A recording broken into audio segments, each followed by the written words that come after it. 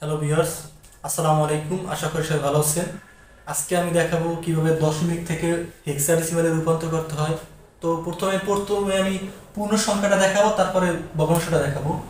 একটা পূর্ণ সংখ্যা লিখি, লেখো 70 আছে দশমিকে, হেক্সাডেসিমালের বেস 16।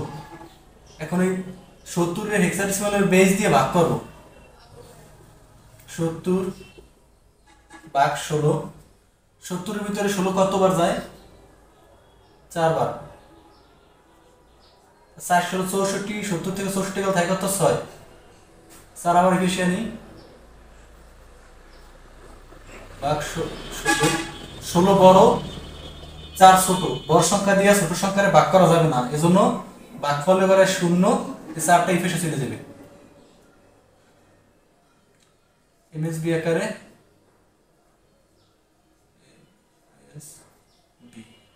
অর্থাৎ অ্যান্সার হবে নিচ থেকে উপরে 4 6 হেক্সাডেসিমাল।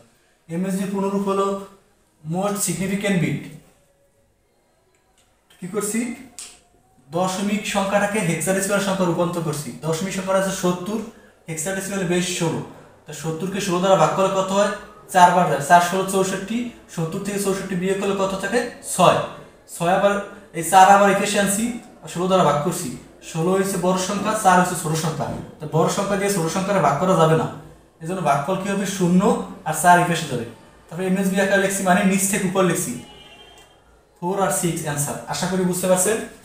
এটা গেছে পূর্ণ সংখ্যার ক্ষেত্রে। এবার দেখো ভগ্নাংশ আকারে, মুছে ফেলাই। পূর্ণ সংখ্যা একটা ভগ্নাংশ লিখি,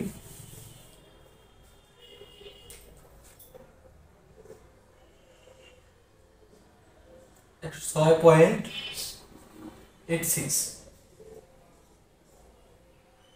দশমিকে আছে। এটা হেক্সাডেসিমালে রূপান্তর করব।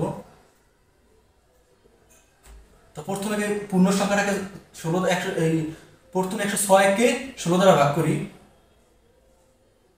106 ভাগ 16। 106-এর ভিতরে 16 কতবার যায় আগে এটা জানতে হবে। 6 বার। 6 16 কত? 96। 96 থেকে 106 গেলে থাকে কত? এগুলো বিয়োগ করতে হবে। 10। 6 আবার একুশে আনি,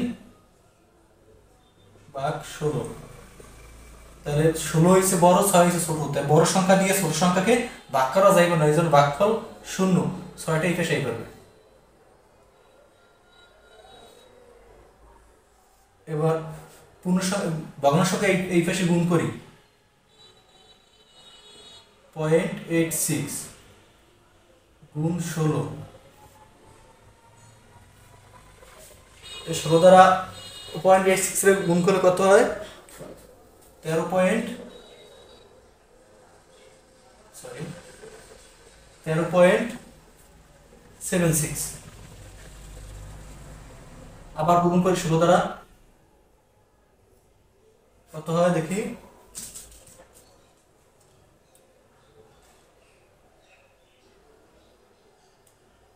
12.16 গুণ করি 16, কত হয় দেখি।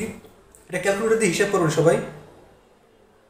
2.56। 16 গুণ করছি কয়বার? একবার, দুইবার, তিনবার। আমরা তিনবার বেশি গুণ করবো না। এটা উপর হবে এলএসবি, নিচে হবে এমএসবি।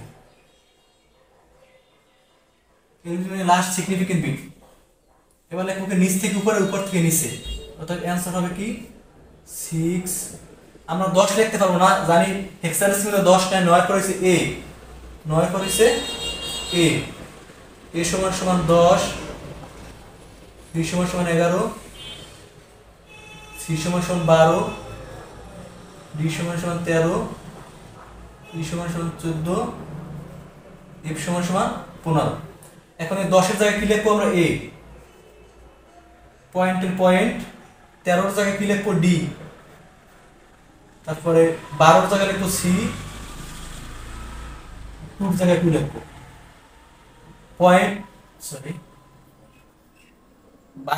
মানে গুণফল কিছু রয়ে গেছে, এই জন্য কয়েকটা ডট ডট ডট ডট দিয়া 16 দিয়ে দেবো। তার মানে কি সামনে আরো আছে। আপনি যদি এরকম 16 দ্বারা ভাগ করতে থাকেন অনেকবার গুণ করা যাবে। যদি 16 দ্বারা গুণ করতে থাকেন তাহলে অঙ্কটা অনেক বড় হয়ে যাবে। এই জন্য আমরা 3বার করার পরে কয়েকটা ডট ডট দিয়ে দিয়া তারপরে বেস্টে দিয়ে দেবো। আশা করি বুঝতে পারছেন। আমি আবার একটু বুঝাই দিচ্ছি। প্রথমে কি করছি, 106 কে 16 দ্বারা ভাগ করছি। 106 এর ভিতরে 16 যায় কয়বার? 6 বার।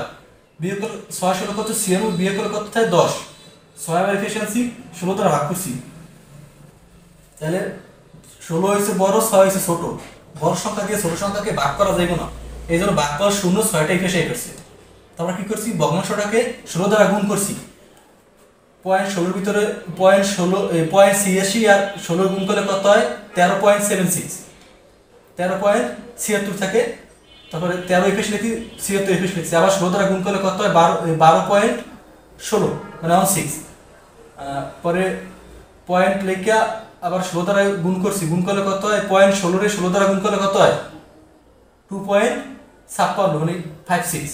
তা আমরা 3বার করছি, এরপর আর করবো না, এই জন্য কি লিখছি নিচ থেকে উপরে 6। আর 10 তো আমরা হেক্সাডেসিমালে 10 নাই, আমরা তাই হেক্সাডেসিমালে আছে কি যে দেখি 1 2 3 4 5 6 7 8 9 10 এর পর হচ্ছে যে 10 এর জায়গায় A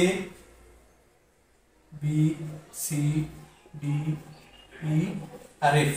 তাই 10 হচ্ছে কি, এর মান 10, B এর মান 11, C এর মান 12, D এর মান 13, E এর মান 14, F এর মান 15। তো এই তাই এখানে বাইরে কি রেজাল্ট হচ্ছে 10, 10 এর জায়গায় লিখছি A, তারপর হচ্ছে 13, 13 এর জায়গায় আছে D, 12 এর জায়গায় C আর 2 এখানে তো কিছু নাই 2। অতএব অ্যানসার হবে এটা। আশা করি সবাই বুঝতে পারছেন। এভাবে প্রত্যেকটা সংখ্যাকে এভাবে করবেন, হয়ে যাবে।